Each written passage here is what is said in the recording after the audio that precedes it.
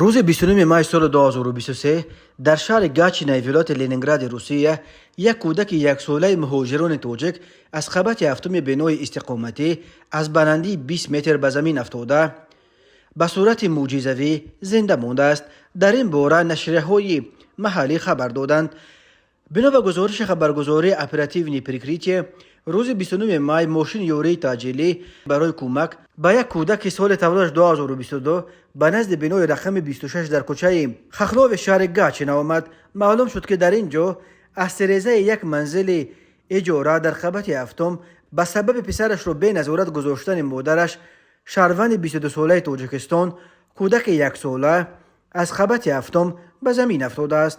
شبکه تلویزیونی سنت پتربورگ خبر داد که درباره این حادثه به پلیس یک زن زنگ زده خبر داده است. او هم گفته است که از سریزه خبط هفتم بنای رقم 26 در کوچه خخلوف کودک یک ساله به زمین افتاده است.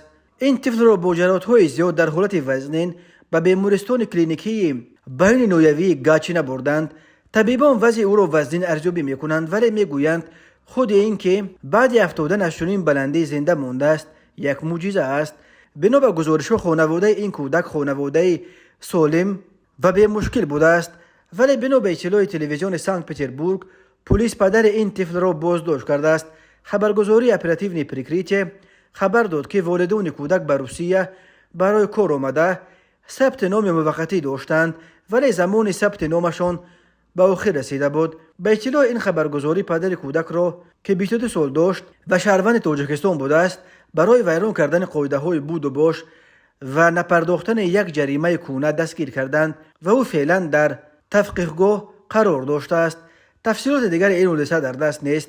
پدر و مادر این کودک به طور معجزه‌ای زنده مانده برای شرح حادثه دسترس نیستند.